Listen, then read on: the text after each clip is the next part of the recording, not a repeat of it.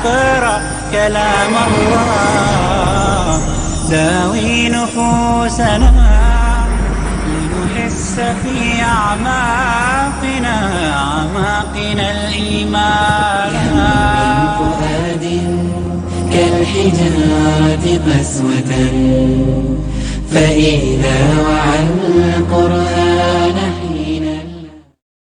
بس اب یہ ہے کہ اللہ کو سب مانتا ہوں.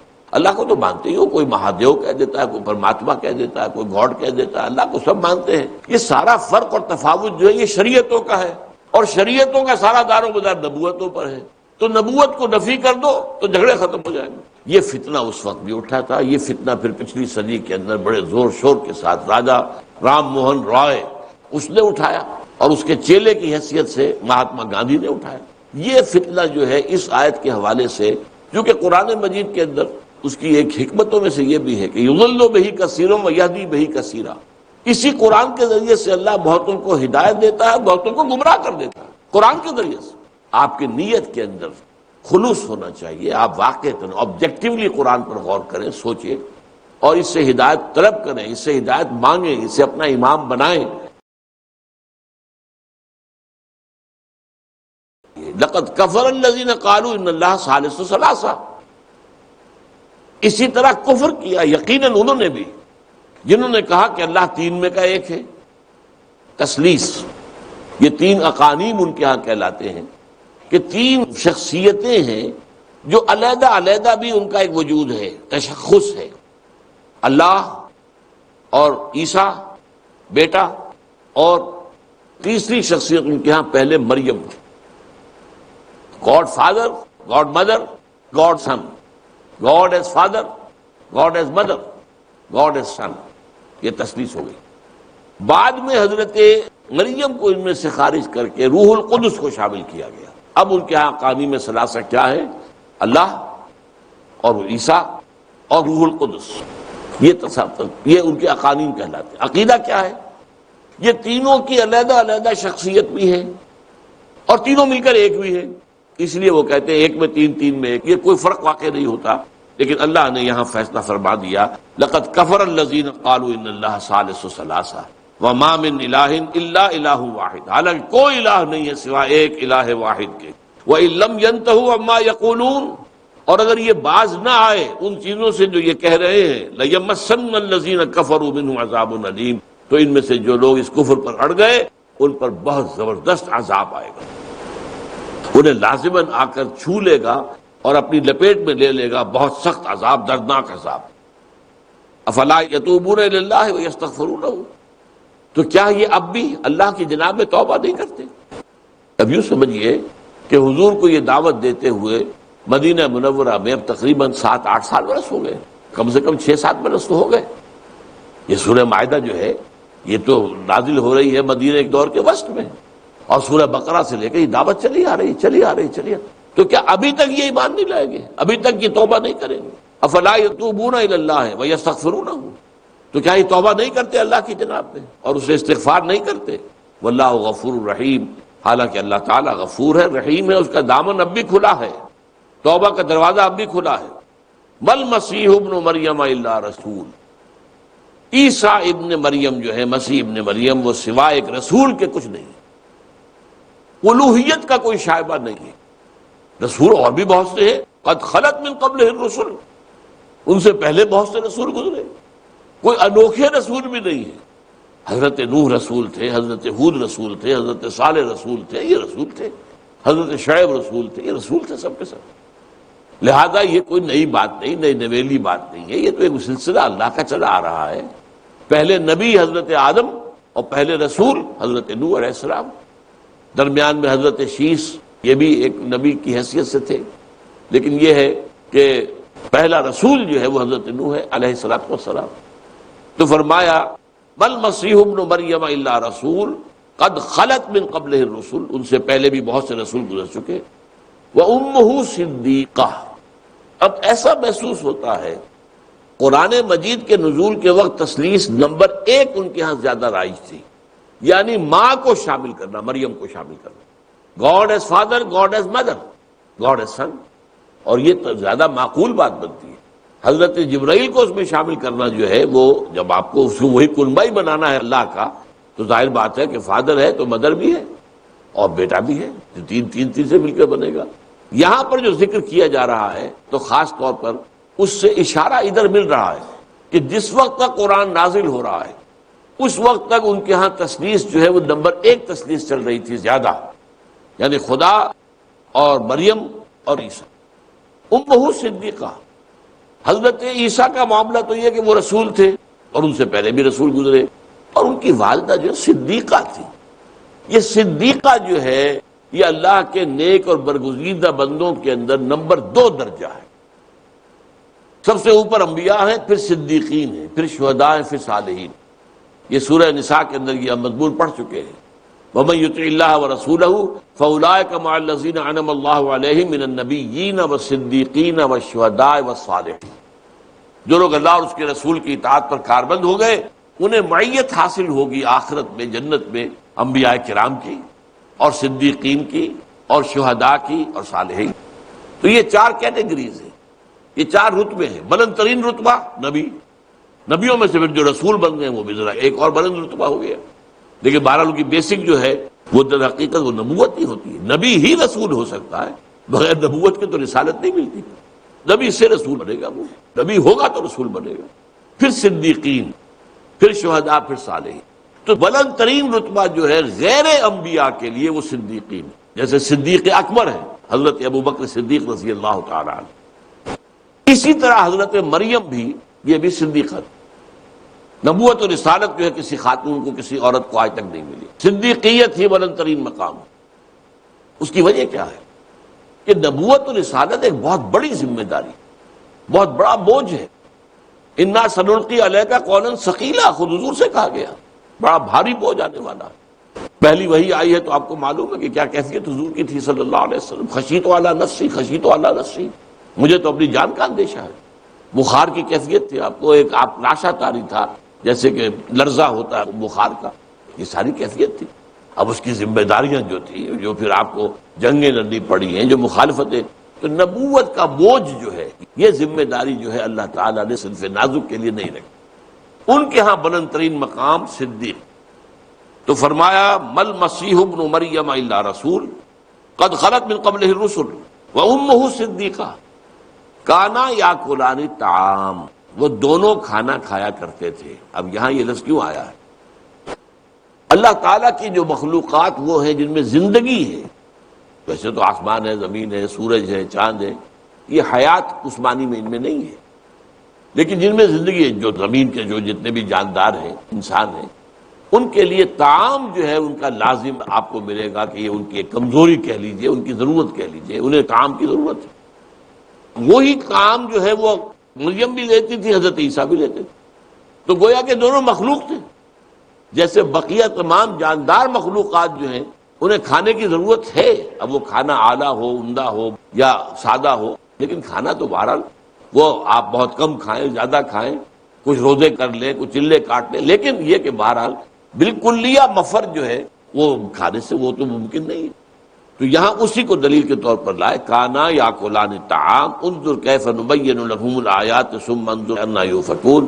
دیکھیے اے نبی کیسے ہم ان کے لیے اپنی آیات کو واضح کرتے ہیں، اور پھر دیکھیے کہ کیسے وہ جو ہے ورغلائے جا رہے ہیں، یؤفکون، وہاں سے اچک لیے جا رہے ہیں۔ قل اتعبدون من دون اللہ ما لا یملک لکم ضرا ولا نفعا، اے نبی ان سے کہیے کیا تم پرستش کرتے ہو اللہ کو چھوڑ کر ان ہستیوں کی جو تمہارے بارے میں اختیار نہیں رکھتے، نہ کسی ضرر کا نہ کسی نفع کا۔ کسی ہستی کو انسان کے بارے میں کسی ضرر یا نفع کا اختیار نہیں ہے۔ جو بھی آئے گا لا حول ولا قوت الا باللہ، جو خیر آئے گا تو اللہ کے لیے آئے گا، اور اگر کوئی تکلیف آئے گی تو اللہ کے لیے آئے گی۔ کوئی اور طاقت نہیں ہے دنیا میں کہ جو انسان کو کوئی ضرر پہنچا سکے یا کوئی نفع پہنچا سکے۔ اور یہ جو ہستیاں انہوں نے جن کو معبود بنا لیا ہے، جن کو پکار رہے ہیں، جن کی دہائیاں دے رہے ہیں، جن کے استغاثے کر رہے ہیں، ان سب کے بارے میں بھی جان لیجئے۔ قل اتعبدون من دون اللہ ما لا یملک لکم ضرا ولا نفعا، کیا تم بندگی اور پرستش کر رہے ہو اللہ کو چھوڑ کر یا اللہ کے ساتھ، اللہ کے سوا ایسی ہستیوں کی جو کوئی اختیار نہیں رکھتے تمہارے بارے میں، نہ کسی برائی کا، نہ کسی ضرر کا، اور نہ کسی نفع کا۔ واللہ هو السمیع العلیم، اور یقیناً اللہ تعالیٰ سب کچھ سننے والا اور سب کچھ جاننے والا ہے۔ اب جو الفاظ آ رہے ہیں یہ بہت توجہ کے قابل ہیں، اور ہم میں سے مسلمانوں کے لیے خاص طور پر قل یا اہل الکتاب لا تغلوا فی دینکم غیر الحق، اے نبی ان سے کہیے اہل کتاب، اور یہاں پر در حقیقت اہل کتاب سے مراد یہاں پر اہل کتاب کا یہ دوسرا حصہ جس کے بارے میں ابھی گفتگو ہوئی ہے، یعنی نصارہ، عیسائی۔ کہہ دیجئے اے نبی، اے اہل کتاب، مت غلو کرو اپنے دین۔ یہ غلو ہوتا ہے اصل میں، محبت کا غلو، حضرت عیسیٰ کی تعظیم کا غلو۔ اور ہمارے ہاں کیا غلو ہے؟ ظاہر بات ہے کہ ہمارے ہاں جو نعتیں ہوتی ہیں، جو پڑھی جاتی ہیں، حضور کے ساتھ جو غلو ہوتا ہے، اللہ سے اوپر کر دیا جاتا ہے، رسولوں کا رتبہ خدا سے بڑھائیں۔ یہ جو ہے مولانا حالی نے جو مسدس میں کہا ہے کہ یہ مسلمانوں کے لیے ساری راہیں کھلی ہوئی ہیں، جو چاہیں کریں، اماموں کا رتبہ جو ہے نبی کے برابر کر دیں اور رسولوں کا رتبہ خدا سے بڑھائیں، یہ ان کو کرنے کا اختیار ہے، کر رہے ہیں، سب کچھ گمراہیاں ہیں۔ تو ہمارے ہاں یہ غلو کی وجہ سے، محبت میں غلو، بڑی احتیاط کی ضرورت ہے۔ یہ یوں سمجھیے کہ جیسے ہم کہتے ہیں کہ جو پل صراط ہے وہ تلوار سے زیادہ تیز اور بال سے زیادہ باریک ہے، اسی طرح دنیا میں بھی ایک طرف تعظیم بھی کرو، محبت بھی رکھو، لیکن دیکھنا اس تعظیم کے اندر کہیں غلو کرنا کر بیٹھ، کہیں خدا سے نہ ملا دینا۔ خدا خدا ہے، رسول رسول ہے، رسول عبد ہے، رسول مخلوق ہے، خدا خالق ہے اور معبود ہے۔ ان دونوں میں یہ جس طریقے سے کہ یہ ابن عربی کا بھی ایک شعر بیان ہوتا ہے کہ العبد عبد وان ترقى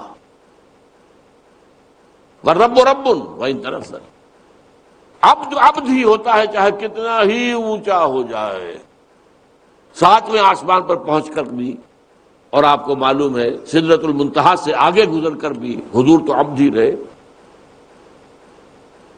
عبدیت کا تو کام تو ختم نہیں ہوا۔ اور اللہ پہلے آسمان پر آ جاتا ہے ہر شب کو آخری حصے میں، لیکن وہ تو رب ہی رہے گا چاہے نیچے آگے آئے۔ تو رب و رب وَإِن تنزل، رب رب ہی ہے چاہے وہ نزول اختیار فرما دے، اور عبد عبد وَإِن ترقى، رب بندہ بندہ ہی ہے چاہے کتنا ہی اونچا ہو جائے۔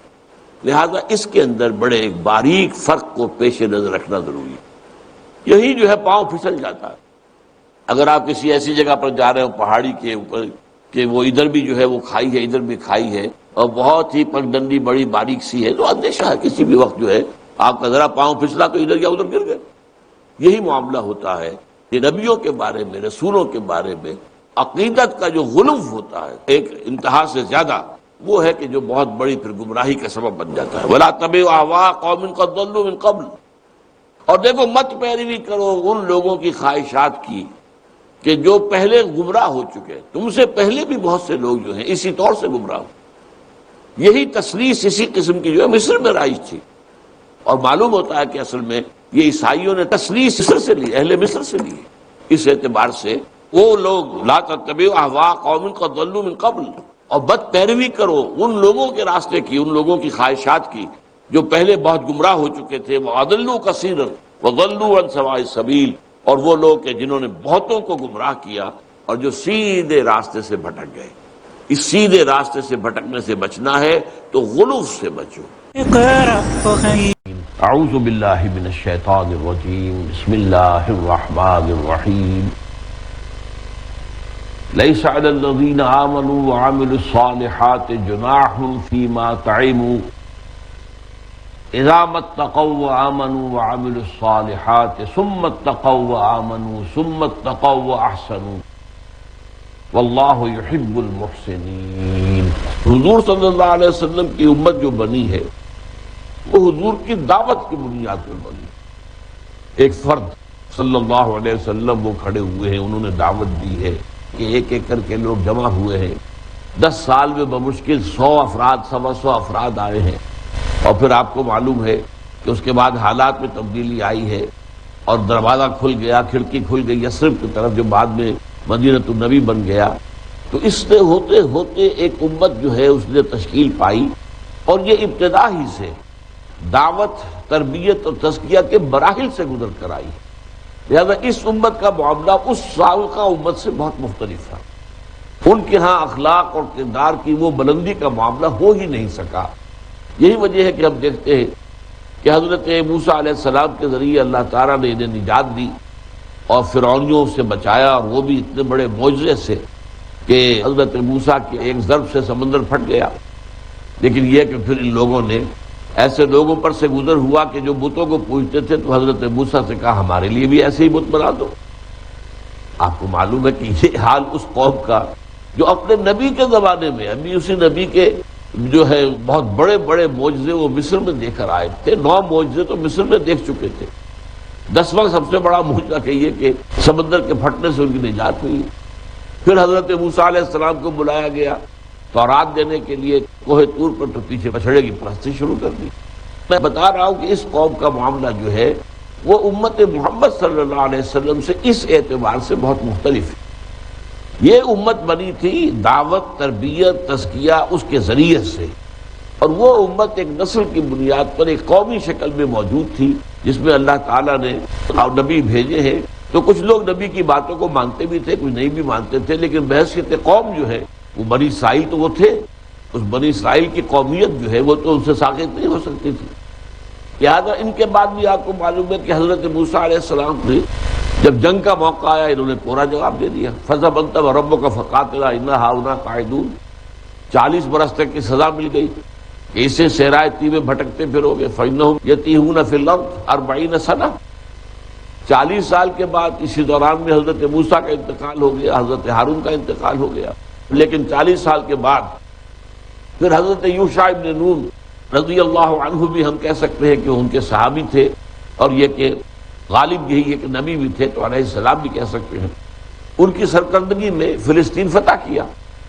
اس میں بھی 12 چھوٹی چھوٹی حکومتیں اور ریاستیں بن گئیں، آپس میں لڑتے بھی تھے، آس پاس کی جو کافر اور مشرک اقوام تھی ان سے تعلقات قائم کیے، ایک دوسرے کے مقابلے میں ان سے مدد حاصل کی، ان کے ساتھ روابط قائم کیے۔ لہذا ان کے ہاں اخلاقی اعتبار سے بھی زوال آیا، مذہبی اعتبار سے بھی زوال آیا، مشرکانہ اوہام بھی آئے، اور ہوتے ہوتے پھر اس انتہا کو پہنچے کہ ان مشرک اور کافر قوموں نے نکال باہر کیا، اور گویا کہ 300 برس بعد حضرت یوشع ابن نون کے اس کے بعد وہ ایک ٹرن آیا ہے ہسٹری کے اندر کہ وہ ان کے ایک نبی کے پاس یہ پہنچے ان کے بڑے بڑے سردار کہ اب ہم کیا کریں، ہمیں تو جنگ کرنی پڑے گی، جب گھروں سے نکال دیا گیا ہے تو ہمارے لیے ایک بادشاہ مقرر کر دیجئے، وہ سپہ سالار۔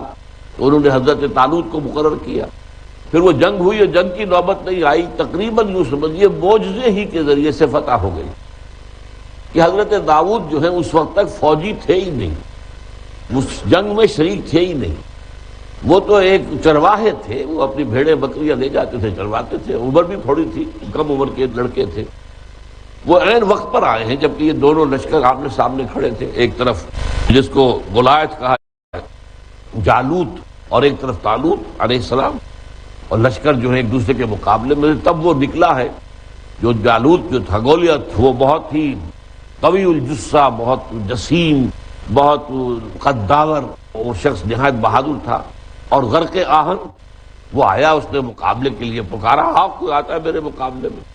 اب یہاں لشکر پورا کا پورا کھڑا ہے۔ مجھے حیرت ہوتی ہے کہ حضرت طالوت بھی نہیں نکلے میدان میں، حالانکہ حضرت طالوت کے بارے میں جب اعتراض کیا تھا یہودیوں نے کہ یہ کیسے بادشاہ ہو سکتا ہے، اس کے پاس تو کوئی دولت تو ہے ہی نہیں، جو اس وقت کے نبی تھے انہوں نے یہ کہا تھا اللہ نے انہیں جسمانی قوت بھی زیادہ دی ہے اور علم بھی دیا، فی العلم والجسم، لیکن یہ کہ حضرت طالوت بھی مقابلے میں نہیں آئے۔ اس وقت دیکھا ہے پہنچ گیا یہ حضرت داؤد جو ابھی میں نے بتایا، ابھی ایک نوجوان لڑکے جو کہ ان کے پاس تھا بھی کیا، ہتھیار بھی کیا تھا، گوپیا، اس گوپیے کے اندر وہ رکھ کر پتھر جو ہے وہ مارا کرتے تھے، اور جو بھی بھیڑیا آتا اگر ان کے بھیڑوں کے گلے پر حملہ آور ہوتا یا شیر آتا تو اسے مارتے تھے۔ تو انہوں نے جب دیکھا کہ یہ جو کافر ہے مقابلے میں کھڑے ہیں اور ادھر سے کوئی نکل نہیں رہا، تو انہوں نے کہا اس نامختون کو میں ختم کروں گا۔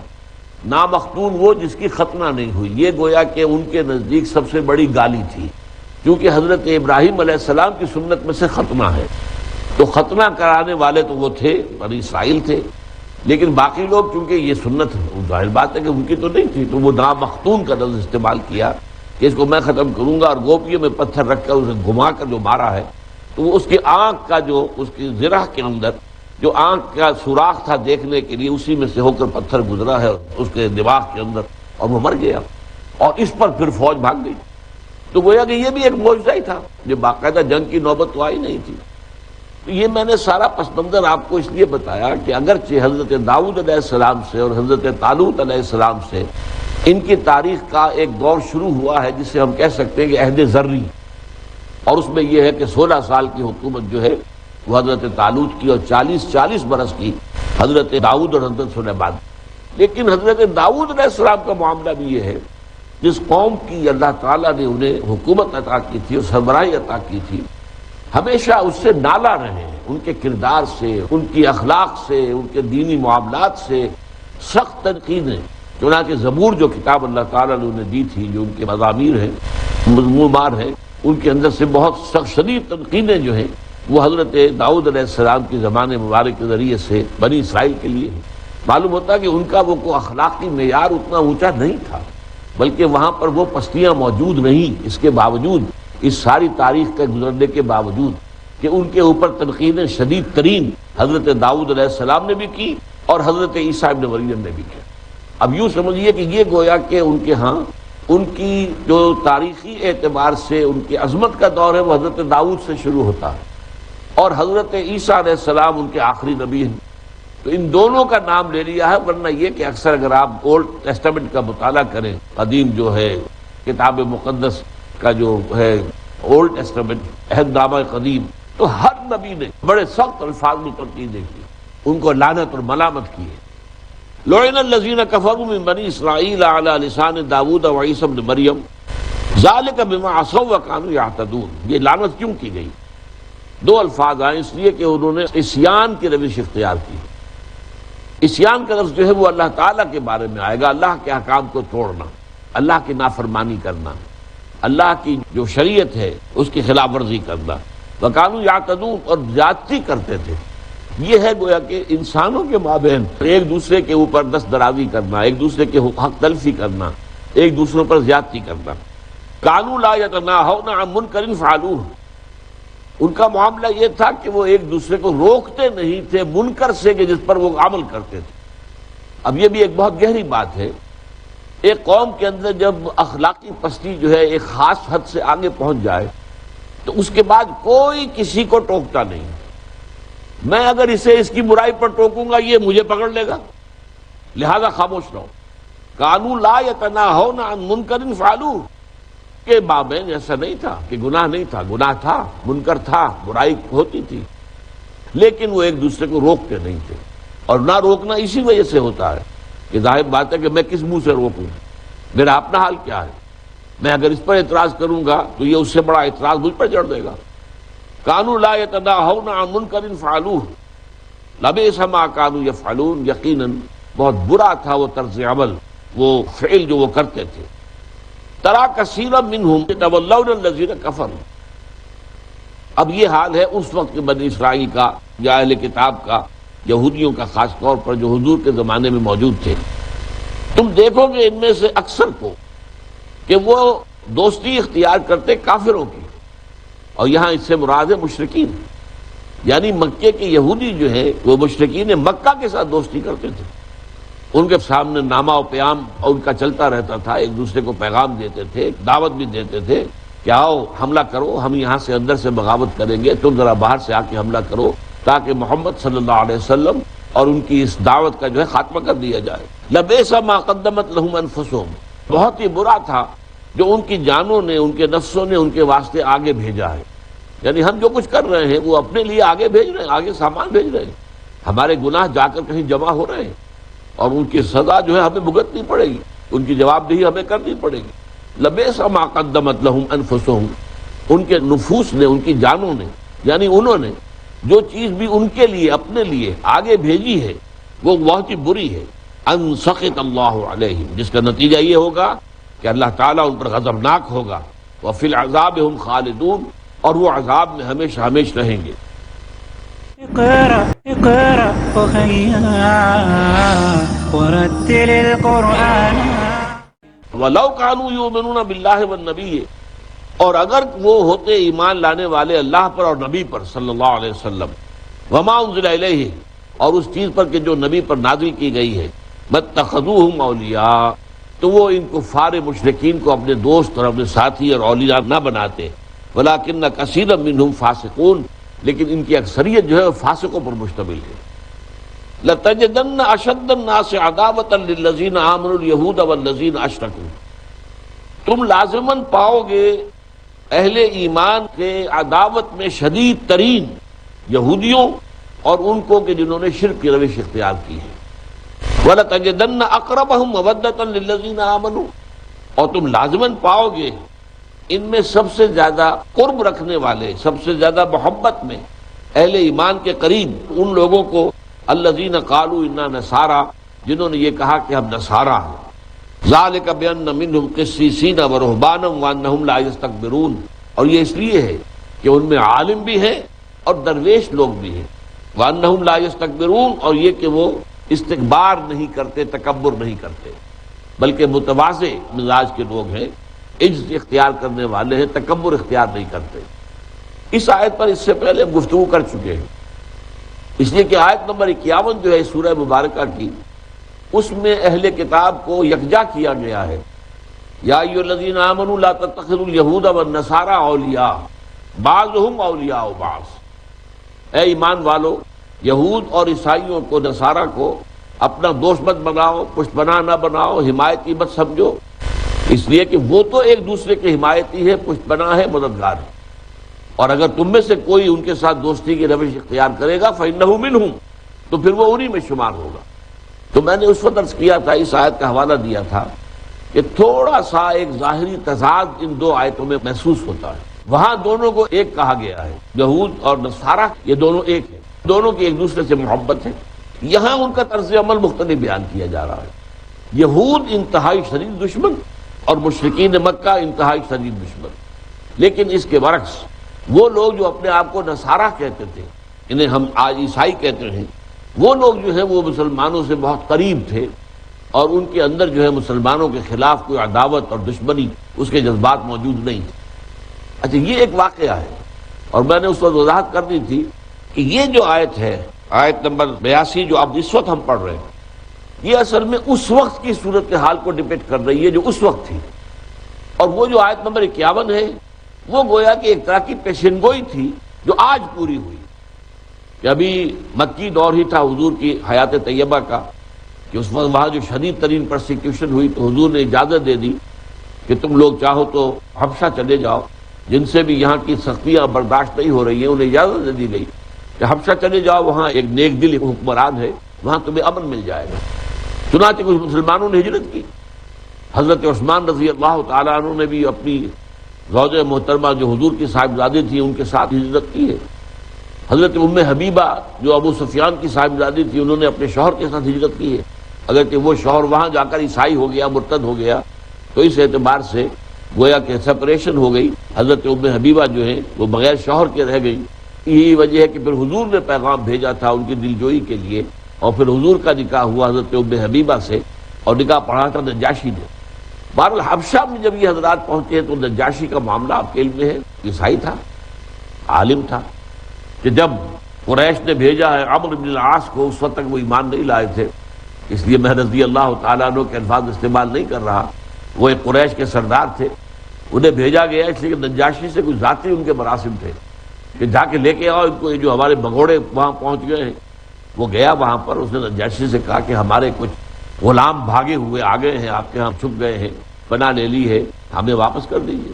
انہوں نے بلایا دربار میں، پہلے ان سے بات سنوں گا کہ ان کی بات کیا ہے، اور جب وہاں پوچھا گیا تو انہوں نے حضرت جعفر طیار نے رضی اللہ تعالیٰ عنہ حقیقت بیان کی۔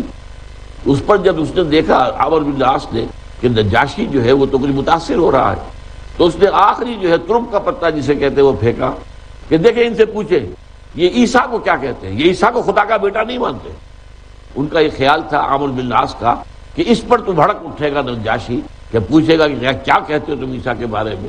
تو پھر جب حضرت جعفر طیار رضی اللہ تعالیٰ عنہ نے سورہ مریم کی آیات پڑھی ہیں، اور ان میں جو نقشہ کھینچا گیا قال انی عبد اللہ آتانی الکتاب وجعلنی نبیا، وجعلنی مبارکا اینما کنت واوصانی بالصلاۃ والزکاۃ ما دمت حیا وبرا بوالدتی ولم یجعلنی جبارا شقیا.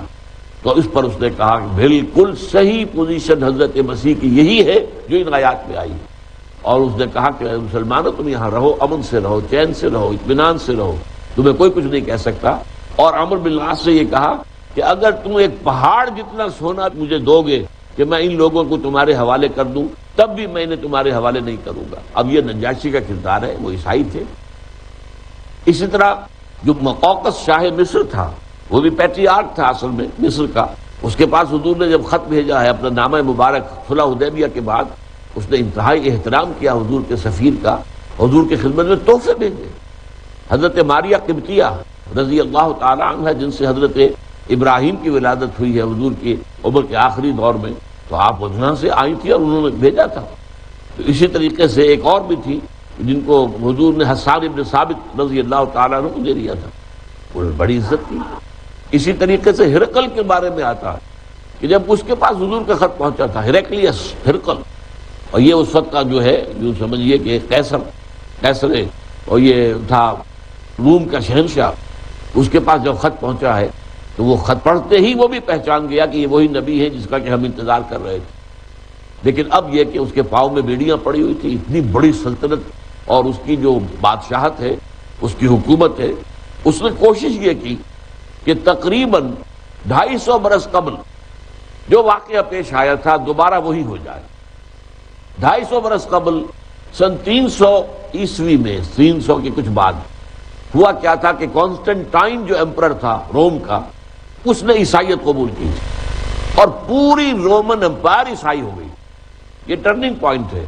یہودیوں اور عیسائیوں کے معاملے میں ان کی جو تعلقات رہے ہیں، اس سے پہلے جو ہے یہودی انتہائی ستاتے تھے عیسائیوں کو، بہت پرسیکیوٹ کرتے تھے. یہ لوگ جو ہیں ہمارے دین کے باغی ہیں. لیکن اب جب عیسائی جو ہیں، اب وہ پوری سلطنت عیسائی ہو گئی اور قیصر روم عیسائی ہو گیا، تو اب عیسائیوں کا ہاتھ اوپر ہو گیا. انہوں نے پھر جو ہے بدلے لیے ہیں، چکائے ہیں یہودیوں کے ساتھ. تو اس وقت جو صورتحال چل رہی تھی ان کی آپس میں دوستی نہیں تھی. ہرقلیس کو جب معلوم ہوا کہ ایک قافلہ آیا ہوا ہے اور امیر حضرت ابو سفیان بعد میں ایمان لے آئے ہیں رضی اللہ تعالی عنہ، تو یہ گئے ہوئے تھے قافلہ لے کر اور یہ قریب ہی تھے، وہاں یروشلم کے قریب تھے. تو اس نے کہا کوئی آیا ہوا ہے عرب کا قافلہ وغیرہ، تجارت کے لیے قافلے جایا کرتے تھے، معلوم وہاں ہے. بلایا گیا، دربار میں پیشی ہوئی.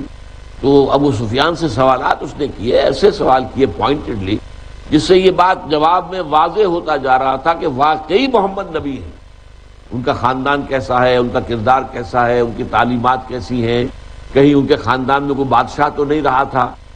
تو محسوس ہوتا جا رہا تھا کہ وہ کریت کر ایسے سوال کر رہا تھا جس سے یہ بات جواب میں واضح ہوتا جا رہا تھا کہ واقعی محمد نبی ہے. ابو سفیان یہ کہتے ہیں کہ میرا جی چاہتا تھا بار بار کہ میں جھوٹ بولوں اور میں محمد کے بارے میں ایسی باتیں کہوں جس سے کہ وہاں نفرت پیدا ہو، لیکن میرے ساتھ عرب ساتھی تھے، میرے مکے کے لوگ تھے. میں نے سوچا کہ یہ کیا کہیں گے کہ اتنا بڑا سردار ہمارا یہ ابو سفیان جو ہے یہ جھوٹ بول رہا ہے. اس لیے کہ ظاہر بات ہے کہ وہ سب لوگ تو جانتے تھے کہ محمد صلی اللہ علیہ وسلم اور آپ کے ساتھیوں کا کردار کیا، آپ کی تعلیمات کیا ہے.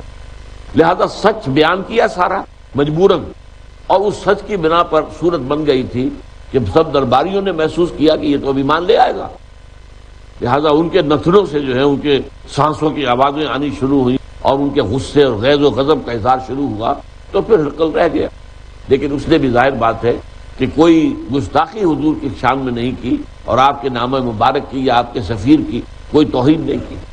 یہ ساری باتیں میں آپ کو اس لیے بتا رہا ہوں تاکہ معلوم ہو جائے کہ اس وقت کا معاملہ عیسائیوں کا کچھ اور تھا. اس لیے کہ اس وقت تک کے عیسائی جو ہیں وہ سارے کے سارے وہ پول کے ماننے والے نہیں تھے، بلکہ ان میں بہت سی بڑی تعداد جو ہے وہ حضرت شمعون یا سائمن جس کو ہی کہتے ہیں ان کے پیروکاروں میں تھی. ان کے ہاں توحید بھی ابھی برقرار تھی اور ان کے اندر اور بھی اچھی باتیں جو ہے موجود تھیں، اور یہ ان میں سے تھے اور یہ اپنے آپ کو نصارہ کہتے تھے، جبکہ یہ پول کے جو ماننے والے تھے یہ اپنے آپ کو عیسائی کہتے تھے. انہوں نے کرسچن کا لفظ حضرت مسیح کی طرف، جیسے کہ ہمارے بارے میں کہہ دیا جاتا ہے یورپ میں محمڈنز، یہ گویا کہ وہ اپنے طریقے پر کہ جیسے حضرت عیسائی کے ساتھ حضرت عیسیٰ کے ماننے والوں کو عیسائی، کرائسٹ کو ماننے والے کرسچنز، اسی طرح محمد کے ماننے والے صلی اللہ علیہ وسلم وہ گویا کہ محمڈنز ہیں. لیکن یہ ہمارا تو طریقہ کار یہ نہیں ہے. ہم تو اللہ اور اس کے رسول کے ماننے والے ہیں، اللہ کے بندے ہیں، مسلمان ہیں. ہوا سماکم المسلمین من قبل وفی ھذا. تو یہ صورتحال جو ہے، اس صورت میں یہ آیت جو ہے، جیسا کہ میں نے عرض کیا، یہ اس وقت کی صورتحال کو ڈپکٹ کر رہی ہے کہ یہودی بدترین دشمن تھے مسلمانوں کے اور حضور کے اور اسلام کے. لَتَجِدَنَّ أَشَدَّ النَّاسِ عَدَاوَةً لِلَّذِينَ آمَنُوا. اہل ایمان کی عداوت میں، انسانوں میں سب سے شدید تم پاؤ گے الیہود والذین اشرکوا، یہود کو اور مشرکوں کو. مشرکین مکہ یا مشرکین عرب کہہ لیجئے اور یہودی، ان کا گٹھ جوڑ تھا حضور کے خلاف صلی اللہ علیہ وسلم.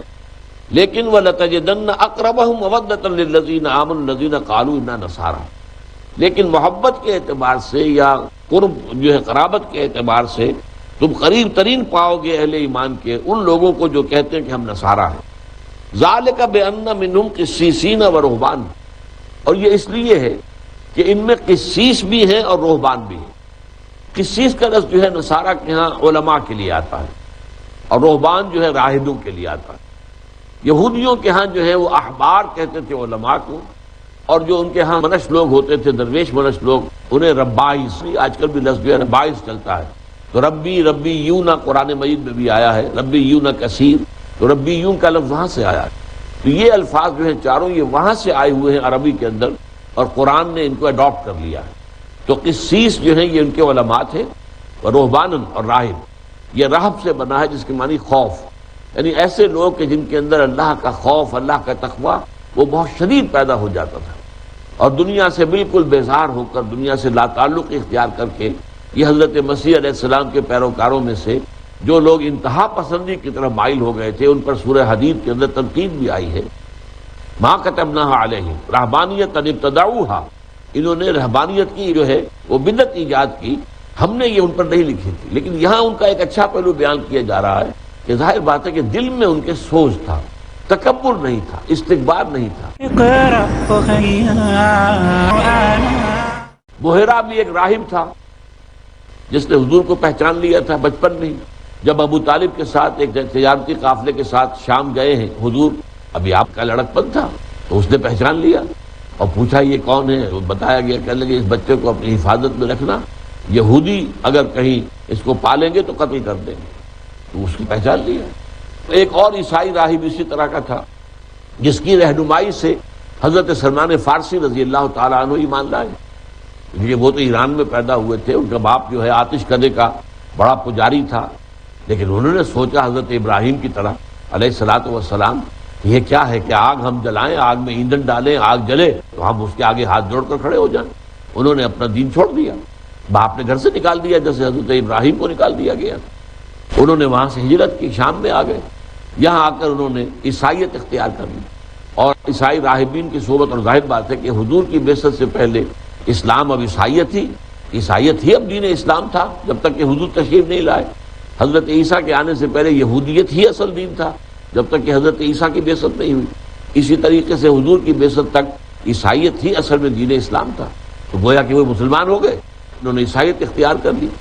تو وہ جو راہب کے پاس تھے، جب اس کے انتقال کا وقت آیا، انہوں نے کہا کہ میں تو ابھی میری تسلی نہیں ہوئی ہے، مجھے علم کی ابھی پیاس ہے. انہوں نے کسی اور راہب کا بتا دیا، وہاں چلے جاؤ. وہاں گئے، وہاں بھی جب یہی صورتحال ہونے لگی، پھر کہا کہ مجھے میری کوئی رہنمائی کیجیے، مجھے تو پورا اطمینان ابھی نہیں ہوا ہے. تب انہوں نے کہا کہ میرا علم بتاتا ہے کہ جنوب کی سرزمین میں، جنوب کی جانب کھجوروں کی سرزمین میں آخری نبی کا ظہور ہونے والا ہے، زمانہ قریب ہے. تم جاؤ، ٹرائی یور لک، دیکھو جاؤ، قسمت آزمائی کرو، شاید اللہ تمہیں وہ ان کے قدموں تک پہنچا دے. تمہاری طلب صادق ہے، اور یہ طلب صادق جو ہے یہ اللہ کو پسند ہے، تو شاید کہ اللہ تمہیں وہاں تک پہنچا دے.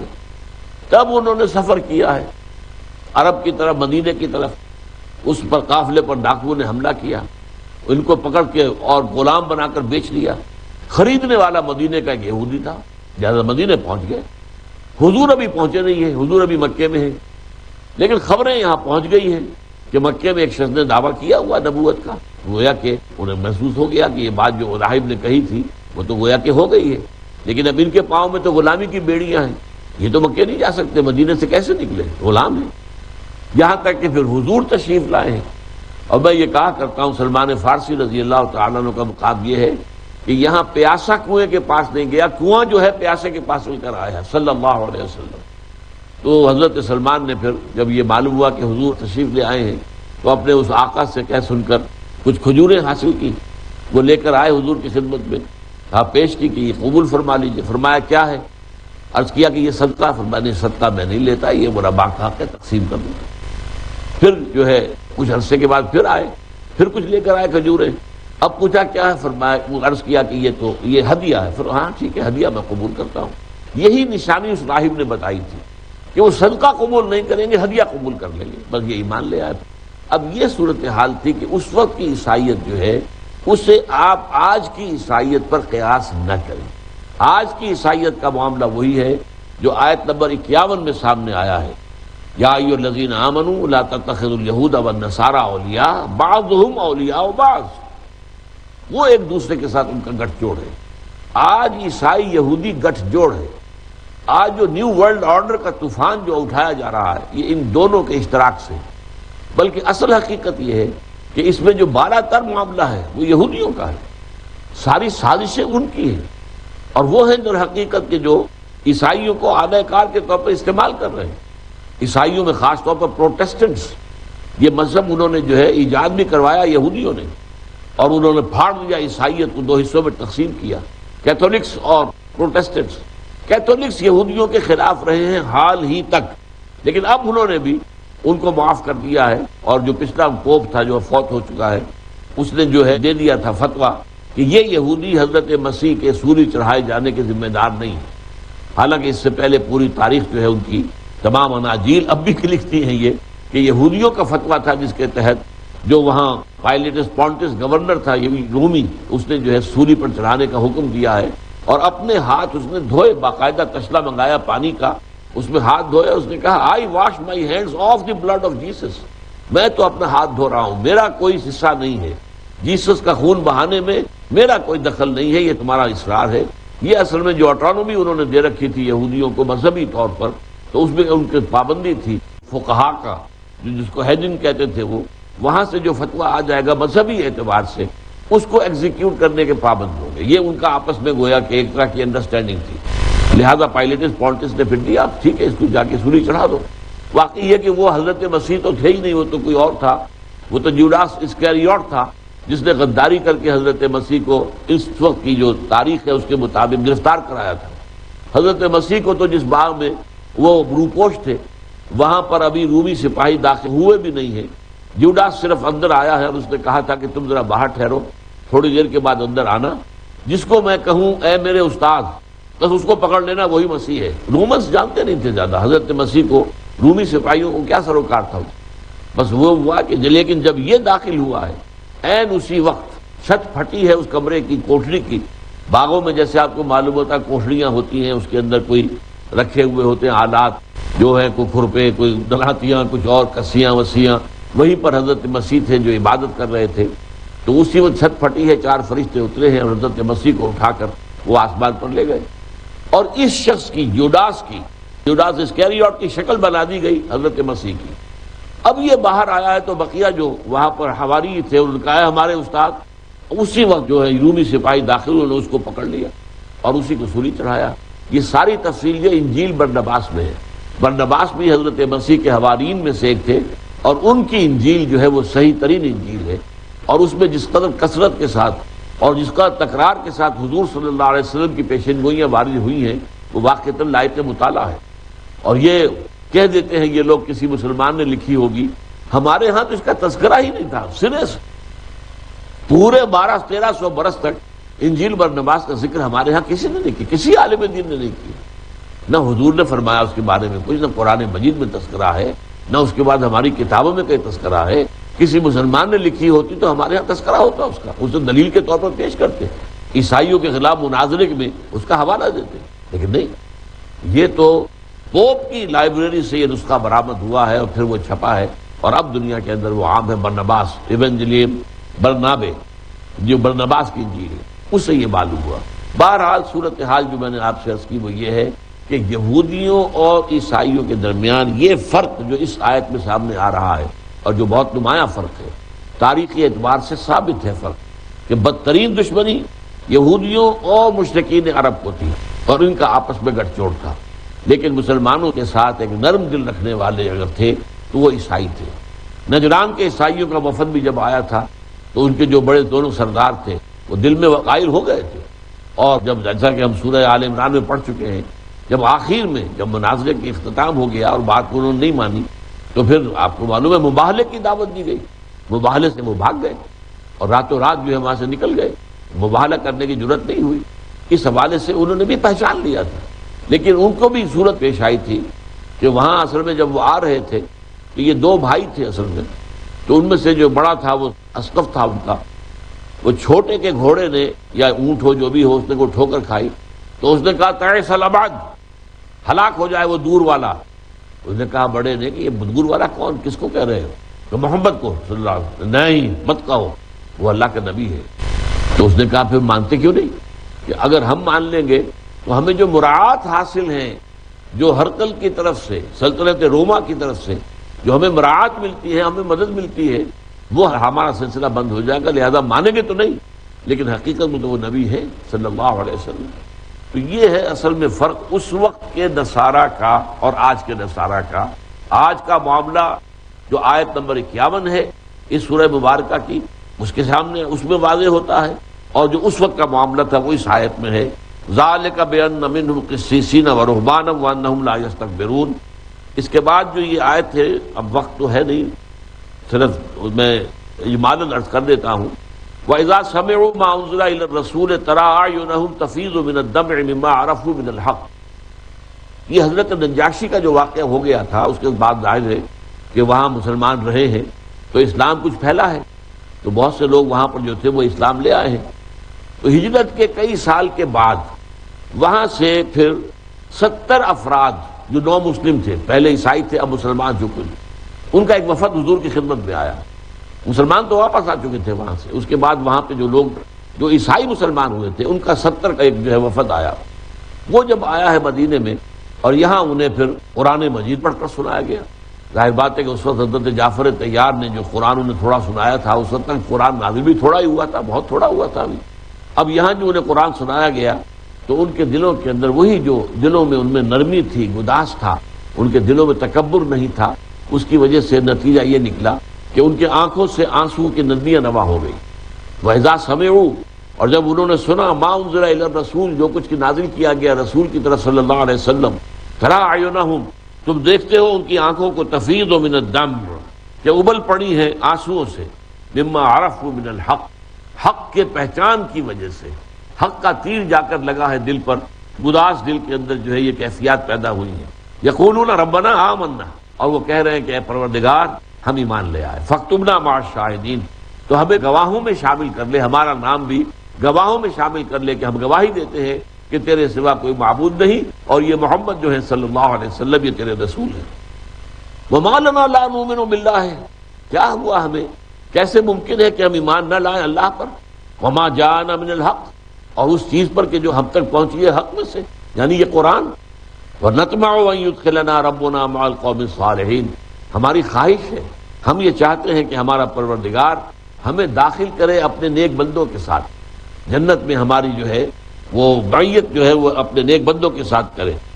فاصابهم اللہ بما قالوا جنات تجری من تحتها الانہار خالدین فیہا، تو بدلے میں ثواب کے طور پر اللہ تعالیٰ نے انہیں عطا فرمایا، یعنی یہ کہ اگرچہ وہ ہوگا تو قیامت کے بعد، لیکن فیصلہ یہی ہو چکا ہے، تو اس لیے اسے ماضی کے سیغے میں قطعی اور یقینی ہونے کے اعتبار سے اللہ نے انہیں جو کچھ انہوں نے کہا تھا، جو ان کا قول تھا، جو کچھ انہوں نے کہا، اس کے بدولت انہیں ان باغات کا بدلہ عطا کیا ہے جن کے نیچے نہریں بہتی ہیں۔